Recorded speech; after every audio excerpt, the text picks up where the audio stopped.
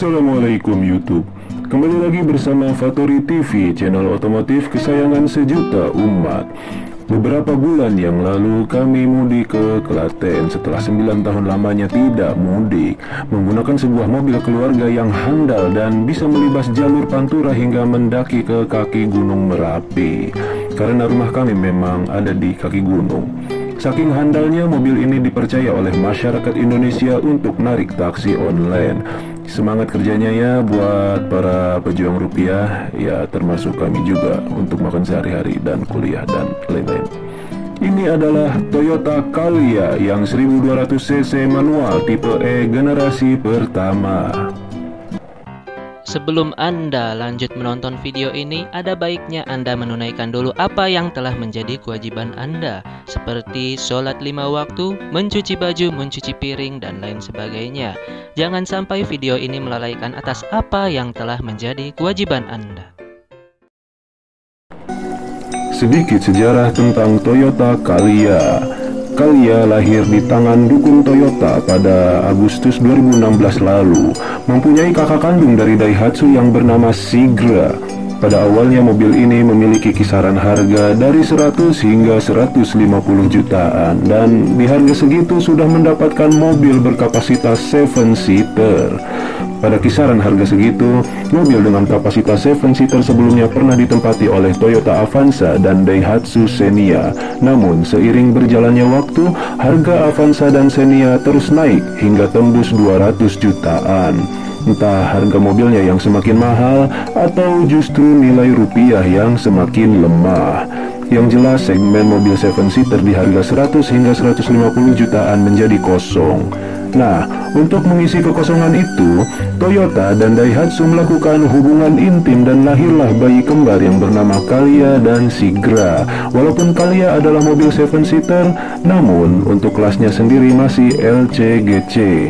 Beda dengan Avanza yang kelasnya dari awal adalah MPV. Calya dan Sigra sendiri langsung populer di Indonesia karena desain keseluruhan yang memang sangat dibutuhkan oleh orang Indonesia. Calya generasi pertama memiliki ciri lampu depan yang masih bohlam halogen yang sangat kami sukai karena cocok banget diajak jalan ke jalanan yang sangat berkabut. Sedangkan untuk yang sudah facelift, lampu depannya berubah menjadi LED yang katanya sih hemat daya, dan kami tidak terlalu suka dengan LED karena tidak mampu tembus kabut.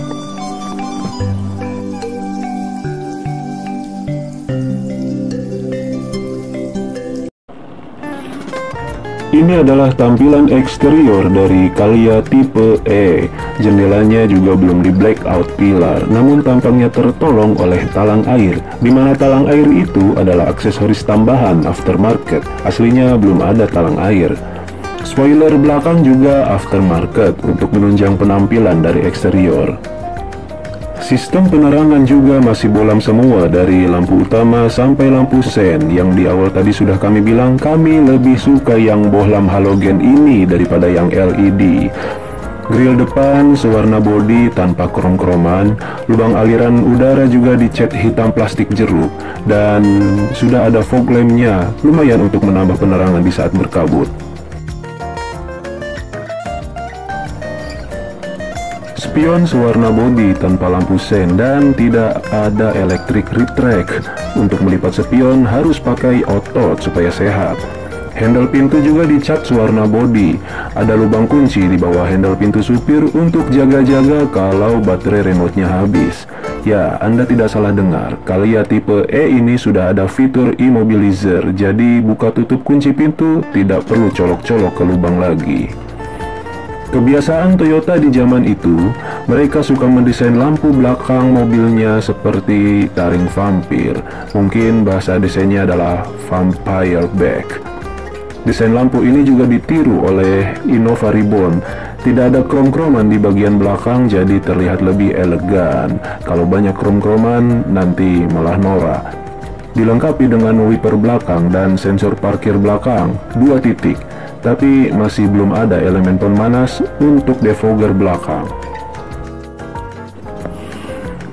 Antena masih model biasa, bukan yang shark fin, tapi tidak masalah karena kami memang jarang nyetel radio saat mengemudi mobil. Desain dashboard membentuk garis horizontal ke samping, jadi memberikan kesan lega. Paduan warna yang dipilih adalah hitam dan coklat. Beda dengan Sigra yang paduan warnanya hitam dan putih, jadi warnanya agak nabrak. Head unit double DIN tanpa layar monitor, tapi sudah bisa connect, walaupun harus pakai kabel aux. Kami suka dengan instrumen cluster kombinasi antara digital dan analog di mobil ini. Jadi bisa melihat 2 jarum speedo dan tachometer yang naik turun. Menunya sendiri sudah cukup oke untuk mobil sekelas ini.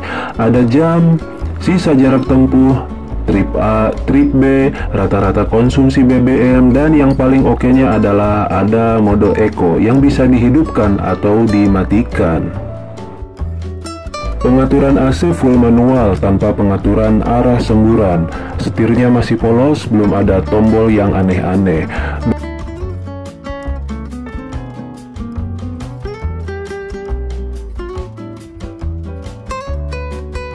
Door trim full hard plastik dengan kombinasi warna hitam dan coklat. Sudah ada 3 cup holder untuk baris depan, sedangkan untuk baris tengah hanya ada 1 cup holder. Oh ya, kursinya sendiri menggunakan bahan pabrik warna coklat. Mobil yang kami naiki ini kebetulan sudah diberi sarung jok supaya tidak cepat kotor. Headrest baris depan model pocong yang cukup lumayan untuk manusia dengan tinggi 170 cm ke bawah. Headrest bagian belakang bisa diatur ketinggiannya dan ada sabuk pengaman 3 titik untuk penumpang tengah yang insya Allah nggak akan pernah dipakai oleh orang-orang Indonesia. Kursi baris ketiga juga bisa diatur ketinggian headrestnya. Tidak ada double blower di sini, yang ada hanya kipas angin. Bahkan Calya Sigra keluaran terbaru pun masih belum pakai double blower, masih pakai kipas angin. Bagasi belakang cukup untuk membawa kardus-kardus kecil. Kalau mau bawa galon, kursi baris ketiga harus dikorbankan. Saat kami membuka kap mesinnya, kami cukup amazed karena sudah dilengkapi dengan peredam untuk mobil semurah ini. Mesinnya sendiri berkapasitas 1200 cc manual, 5 percepatan dual VVTi. Mesin dengan kode 3NRVE ini mampu menghasilkan tenaga hingga 88 PS dan torsi sebesar 108 Nm.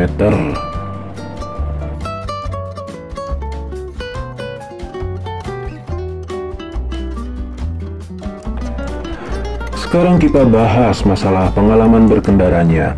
Selama perjalanan mudik kami menyusuri jalur Pantura dari Jawa Barat, Jawa Tengah hingga Klaten, banyak hal yang membuat kami suka dengan Calya ini. Yang pertama adalah handlingnya. Walaupun setirnya masih kurang direct, tapi putaran setirnya cukup kompak. Lingkar setir juga pas di tangan, walaupun ukuran batang setirnya lebih kecil dari Fortuner. Lingkar setir yang kecil, putaran yang sedikit dan enteng membuat kami tidak mudah capek mengendarai walaupun tidak lewat jalan tol. Radius putar mobil ini juga sangat kecil, jadi sangat mudah putar balik di jalanan sempit. Bagaimana posisi duduknya? Posisi duduk pengemudi kami rasa cukuplah untuk mobil sekelas LCGC.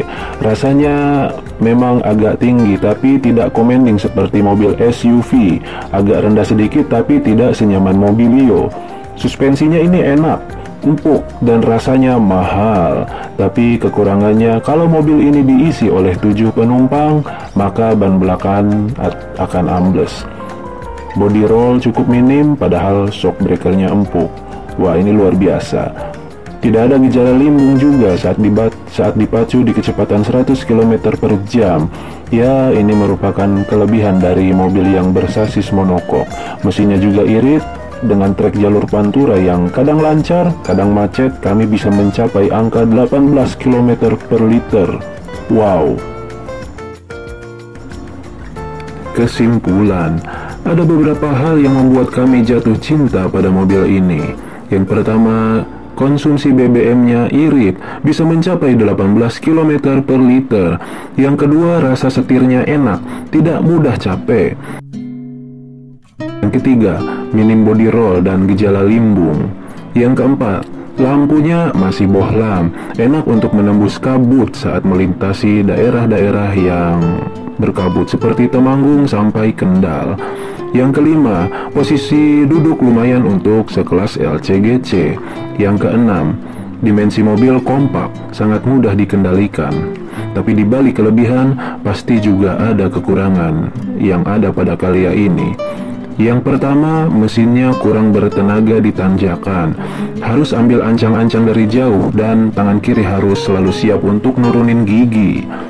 Yang kedua, bodinya ini tipis dan peredaman dalam kabin masih kurang. Kalau melintas di jalanan beton dijamin berisik dari kolong. Yang ketiga, kompresor AC terlalu membebani ke mesin. Jadi, laju mobil seperti ada yang nahan apabila kompresor AC-nya nyala. Yang keempat, head unit tidak bisa connect dari Bluetooth, harus pakai kabel aux, jadi agak merepotkan kalau mau nyetel lagu. Yang kelima, ground clearance-nya kurang tinggi. Seandainya tingginya ditambah 10 mm lagi mungkin akan lebih baik. Yang keenam, bannya ini kecil. Lebar ban yang kecil dan lingkar pelek yang hanya ring 14 membuat kurang nyaman saat melintas jalan yang tidak rata. Itulah pengalaman kami saat menggunakan mobil Calya ini. Overall, kami sangat menyukai mobil ini karena fitur yang ditawarkan memang sesuai dengan harganya. Tidak banyak gimmick dan fungsional. Jangan lupa tekan tombol jempol ke atas dan subscribe channel kami apabila belum, agar kami bahagia dan bisa lanjut kuliah. Terima kasih telah menonton.